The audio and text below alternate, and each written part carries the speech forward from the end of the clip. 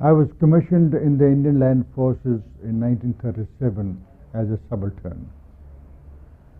I was posted to Sikandrabad, from where we were sent to Singapore in 1938 as a precautionary measure after the Munich conference.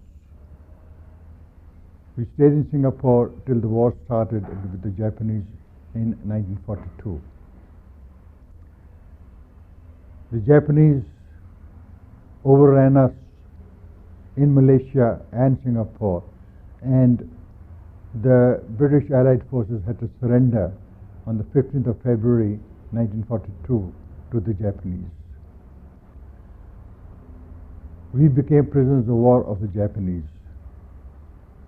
The Japanese separated the British officers from the Indian other ranks, from their regiments, and we, the Indian prisoners of war, were collected at Freya Park in Singapore. There, for the first time, we met Major Fujiwara, who was an intelligence officer of the Japanese Imperial Army. He was there to receive us as prisoners of war. We were handed over to him by a British officer, and we were told by the British officer that in future we were to consider ourselves as prisoners of war of the Japanese.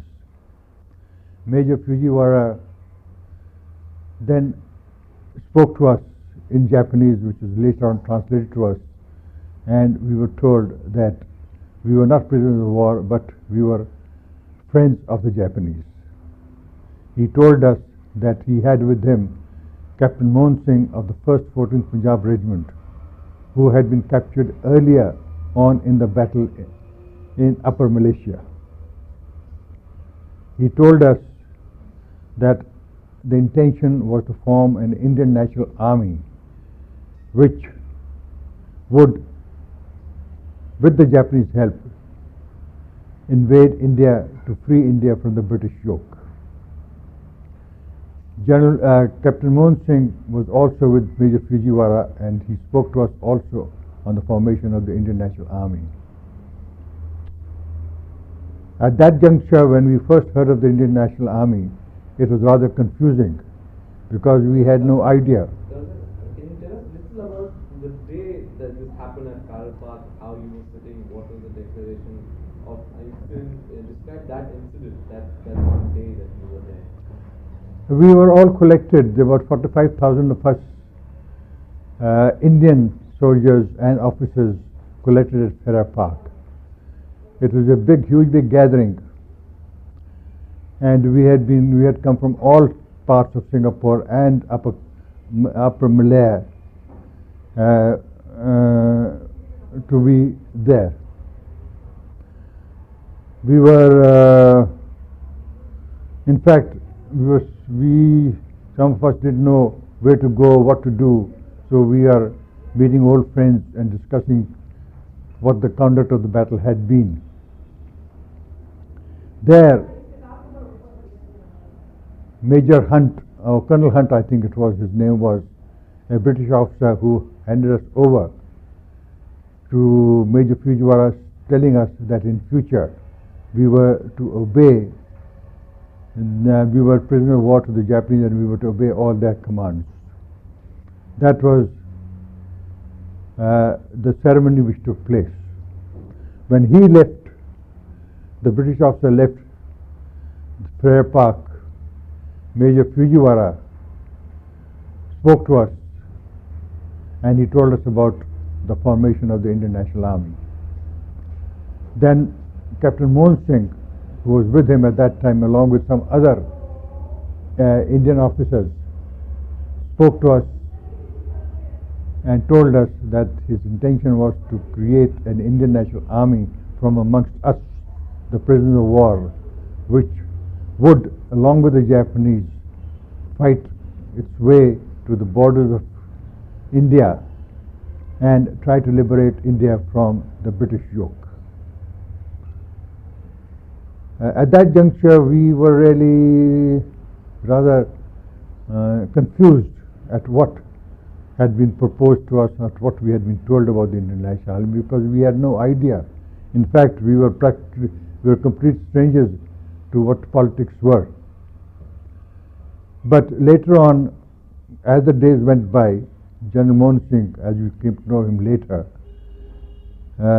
explained as to how and why this Indian National Army was to be created, and how it was to be organized, and how it was to be formed, and how it was to be armed. Gradually, the idea grew in us. According to General Mohan Singh, it was to be a purely a voluntary army from amongst the prisoners of war. There was no stress on anybody to join the army. It was purely a voluntary organization. Anybody who wanted to join the army would do so at his own risk. It was to join the army was, shall I say, a very major decision as far as we were concerned, or the senior Indian Army officers were concerned, because it meant that we were to forego our oath as far as the Indian Army was concerned towards the British Crown.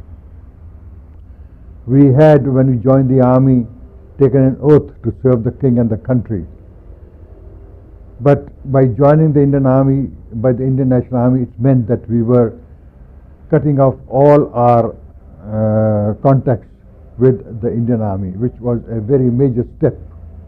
In fact, we were in a state of mutiny. However, after due thought and care and discussions, it was decided that most of us, the senior officers, would volunteer to join the Indian National Army. Perhaps each individual had his own particular reasons for joining the army. Perhaps some of us were afraid or were reluctant to be prisoners of war. Some of us were perhaps motivated by political ideas, and the freedom of India was our foremost thought.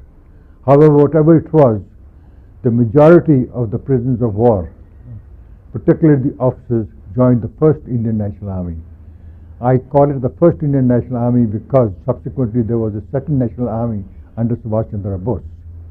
This first Indian National Army came into existence in late 1942. It consisted of 3 guerrilla brigades: Gandhi, Nehru and Azad Brigade. And it was commanded by Colonel M.Z. Kiani, who later became General M.Z. Kiani. And there was also a field formation, and then there was a headquarters with various staff officers in the headquarters. However, there were various political conferences also in this connection. Our senior officers held conferences with the senior Japanese officials. Some of our officers went to Tokyo for consultations. There were conferences there. But somehow or the other, we came to believe that the Japanese are not very serious about the role to be allocated to the Indian National Army. Some of us believed that perhaps we were being used by the Japanese for their own purposes. Some of us felt that we were not being properly given proper arms for a major battle against the British. However, there was a feeling of dissatisfaction amongst all of us, that there was something wrong somewhere as far as the creation of the Indian National Army was concerned. And I think General Mohan Singh, who was then the Commander-in-Chief of the Indian National Army, felt the same way. He had his own difference with the Japanese, with the result that eventually our differences with the Japanese became open. General Mohan Singh was arrested by the Japanese for not cooperating with them, and we, officers of the Indian National Army, decided that the Indian National Army, as it was then, was to be disbanded. We took off our badges of rank, and we presumed that we will continue to be prisoners of war again. However, we could not be prisoners of war again because we had already broken our oath with the British. So we were in a state neither here nor there. The Japanese tried to persuade us to continue with the Indian National Army, but we resisted in every way. Eventually, we were told by the Japanese that they were trying to get Netaji Subhash Chandra Bose from Berlin to come eastwards to Tokyo and Singapore to take over the leadership of the Indian Independence League as well as the command of the Indian National Army. We were very happy to learn about this because we thought that a leader of that stature, a leader of Subhash Chandra Bose's stature, if he could possibly come across here, then we'll have someone to look up to, someone who will be able to guide us, somebody who is able to lead us at this juncture. Eventually, Netaji Subhash Chandra Bose, we heard, had arrived in Tokyo, where he had consultations with the senior Japanese government officials and the Prime Minister of Japan, General Tojo. Eventually, he landed in Singapore on 3rd July 1945. That was the first time I met. 1942. At 43, he landed in Singapore. Just repeat that complete statement. Eventually, Netaji landed in Singapore in 3rd July 1942. That was the first time I saw him. Of course, I had heard of his name when I was in the Indian Army as a political leader, but I had never had the chance of meeting him. I saw him come out of the aeroplane, a tall, stately figure dressed in white suit. The moment he stepped out, one could feel his presence, that here was a man with a stature, someone who was a leader.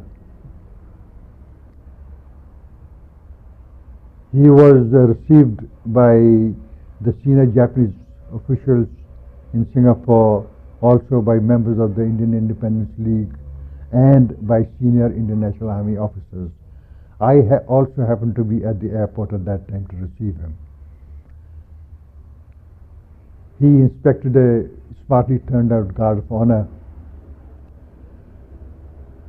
and I shook hands with him, but I could feel and I could see for myself that here was someone one could look up to, someone one could respect, someone on whom one could depend for one's political stability, for one's political future. As I said, that was the first time that I saw him. Later on, we had a number of opportunities of meeting Netaji Subhash Chandra Bose on various other occasions. There was a big military parade of the Indian National Army, which was reviewed by Netaji Subhash Chandra Bose.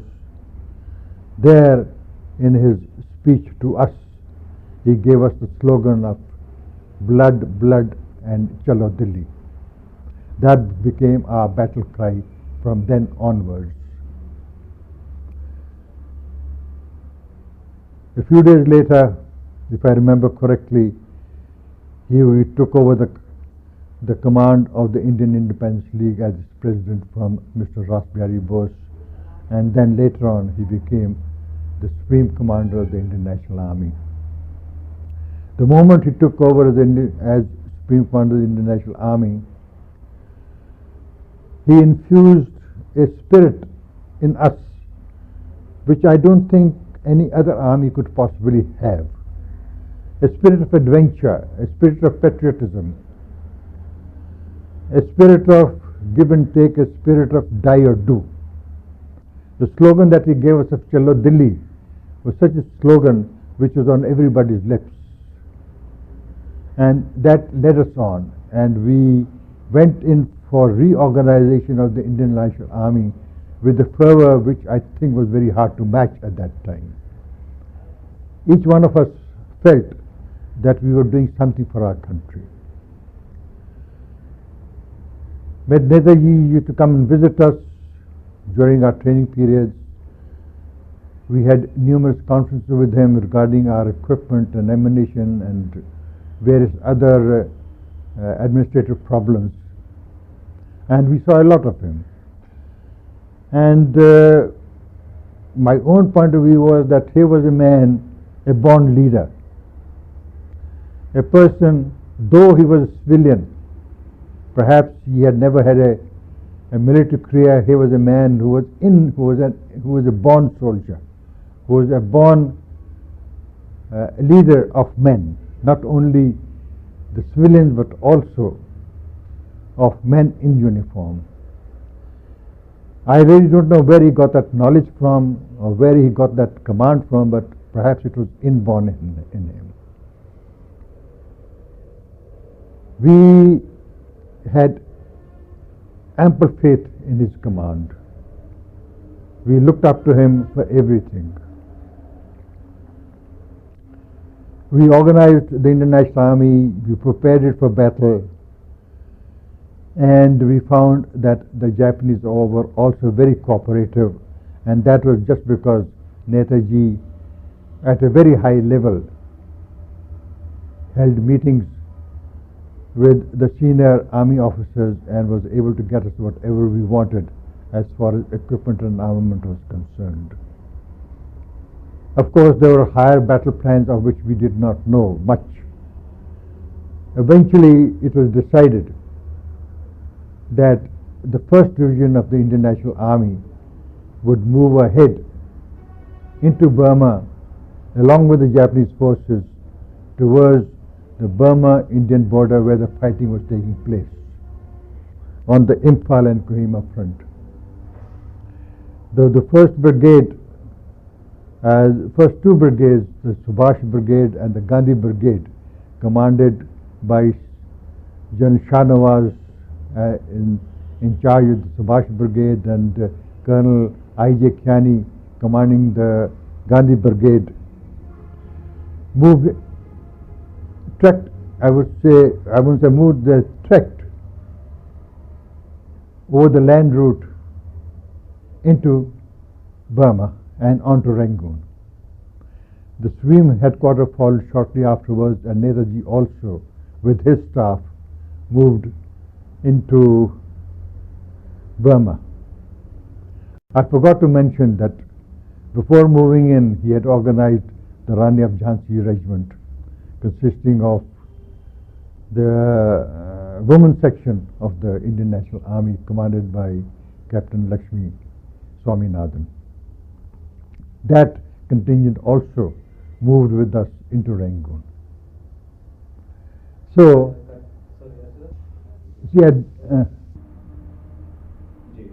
as I have mentioned, it was the 1st Division of the Indian National Army which moved into Burma onwards towards the Imphal front. The 1st Division was commanded by Colonel M.Z. Kiani at that time. I was his principal staff officer in the 1st Division. And we, all of us, General Kiani, Colonel Kiani and I and other staff officers along with our division, moved together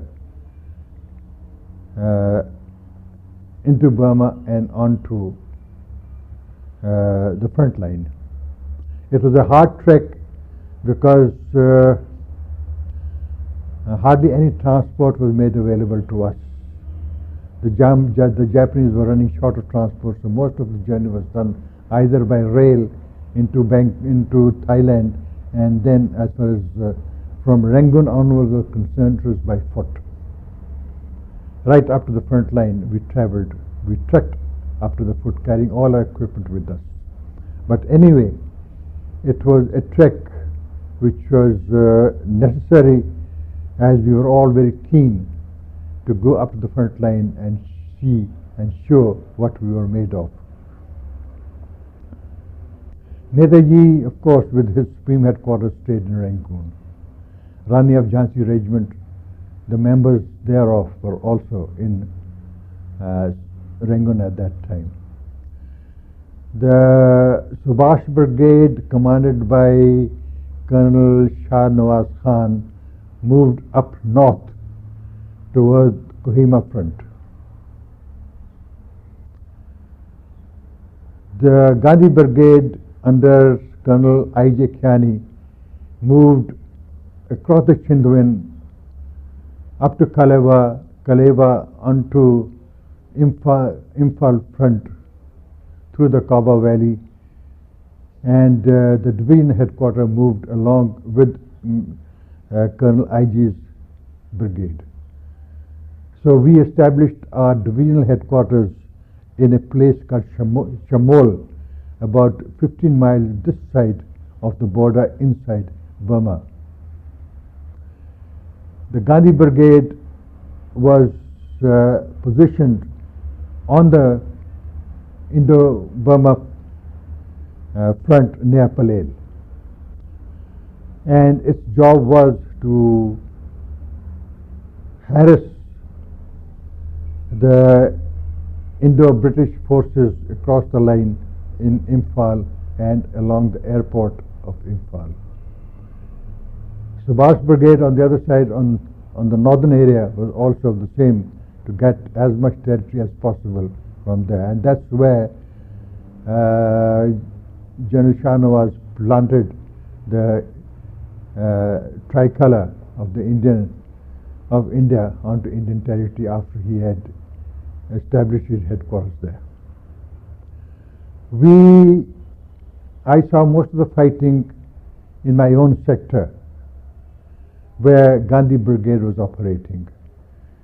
The Gandhi Brigade carried out numerous raids into the enemy territory, fought brilliantly, fought very well, captured a lot of territory, but unfortunately we were not able to make a substantial dent in the defenses of the British Indian Army around about Imphal area, because it was very highly guarded.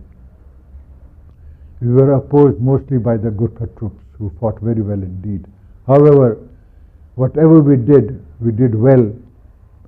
We lost a number of people there, yet the enthusiasm was such that we kept on hammering at the defenses of the British Indian forces round about Imphal. This battle continued for a couple of months there. We were there. But gradually we felt that our supply line was becoming weaker and weaker, and we were getting very little rations as well as ammunition from the base camps, which was round about Mandalay, Geo.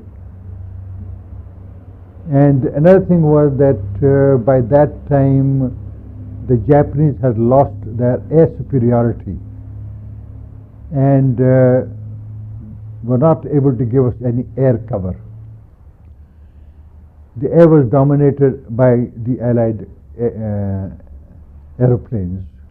The Japanese had unfortunately lost a lot of their airplanes in the Pacific against the Americans. So we were devoid of any air cover, and that was something which went against our campaign. By end of May came the rainy season. That's when the monsoon starts in that area. I'm talking about the area up along the Indo-Burmese frontier, which is thickly wooded and very hilly. and the monsoons can be very, very heavy indeed. By the time the monsoons came, we were at the end of our tethers, more or less, to this extent that we were without any rations and without any ammunition whatsoever. Our supply line had completely broken down. The Japanese were not able to supply us with the necessary arms and ammunition or substantiate our line of supply. And when the rains came, it became almost impossible for us to maintain ourselves on the front line there at all. Even the Japanese felt that they could not now hold on to the position against the Allied forces, which by that time were pretty strong. So eventually a general order for withdrawal was given for both the Japanese and the Indian National Army. By that time, it was the monsoons were in full swing. The rains came down daily. Heavy rain impeded our journey back to the base camps into Mandalay. The trek in the Kaba Valley, which we had followed on our journey up to Imphal, was now more or less like a muddy track, and that mud was just clay and not ordinary mud. It was crisscrossed with heavy mountain streams, and I think I happened to be there at that time. I think that was one of the most terrible experiences through which our Jawans went on that retreat. They were tired, battle fatigued, they were hungry, they were sick, and they had to travel at least 70 miles on foot back to camp where they could get some rations or medical aid. They traveled through that mud and slush, those torrential streams, but many of them perished on the way. Some of them swam their way through, some of them waded their way through. But whatever it was, I happened to be at Kaleva, where I had established a camp for them, and I received them there, gave them whatever little medical facilities that I could, gave them whatever little help that I could. But it was a very difficult situation. We tried to evacuate as many as we could across the Chindwan into Mandalay, but there again there was very little transport available. Some of them had to be carried, some of them had to be lifted, some of them had to be stretchered, but we did it. Some of them we had to leave behind because they were not able to move any further. Some of the Jawans used to come all the way into camp, and just as when they reached the camp, they couldn't go any further. They just breathed their last in the camp itself. All I can say, it is one of the most horrible experiences of my life which I saw during those month and a half of my stay at the Kaleva camp. Colonel,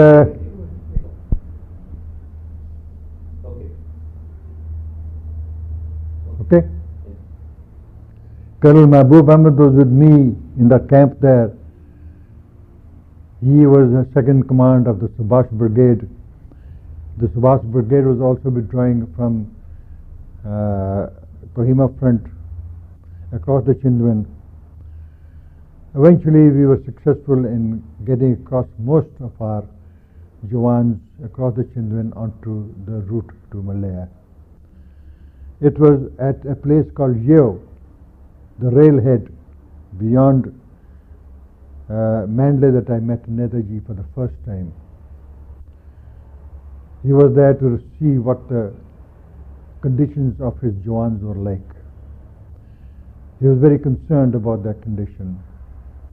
He wanted to come up the track to see what he could do, but I told him that it was not possible because the track was not in a condition where he could possibly go in either truck or in a jeep or in a car. If he had to go, he'd have to walk, which is not proper for him to do. However, he was there, he received these people there, he hospitalized them, he visited them in the hospital.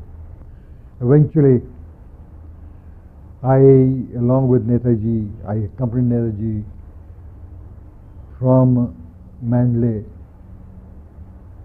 through Mektila down to Rangoon, just in front of the Allied forces who were following us very, very closely. And there I saw the bravery, shall I say, of Netaji himself. He never flinched a moment from all the fighting that was taking place around us. At Mektila, which is a town in central Burma, we were surrounded by the British Allied forces, and he was there, and he acted like a person who had seen hundreds of battles, as if he was born and bred in and trained in a battle zone. There were shells flying around, there was air battles up above, but he never for a moment showed any fear or any concern or for his personal safety. It was for us to drag him out of there and bring him back to Mandalay, to bring him back to Rangoon. But he was most reluctant. However, we brought him back to Rangoon. When we reached Rangoon,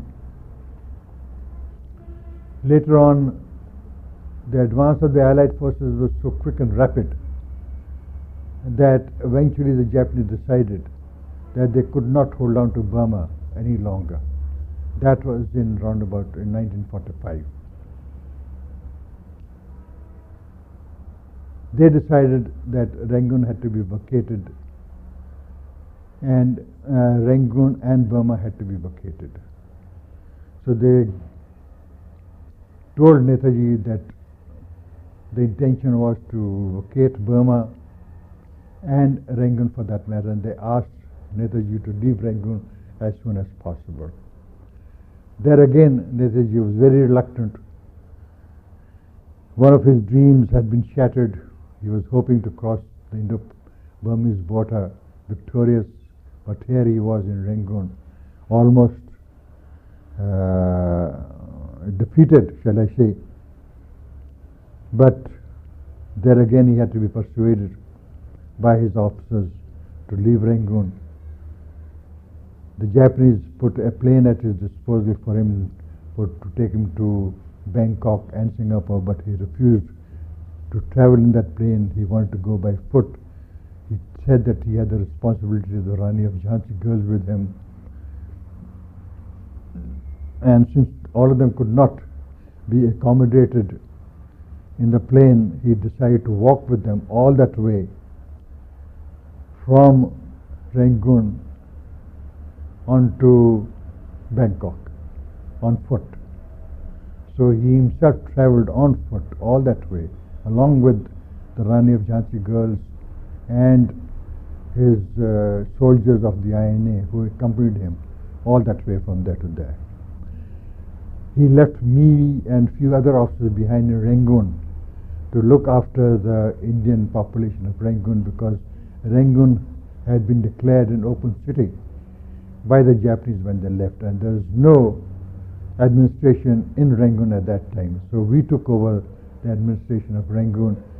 I, for instance, along with Colonel Mahbub Ahmed and Colonel Loganathan, looked after Rangoon for about a fortnight before the Allied came. In Rangoon itself. I surrendered to the Allied forces in Rangoon itself. And that was the last time I saw Netaji when he departed Rangoon for Bangkok and Singapore. That's about all.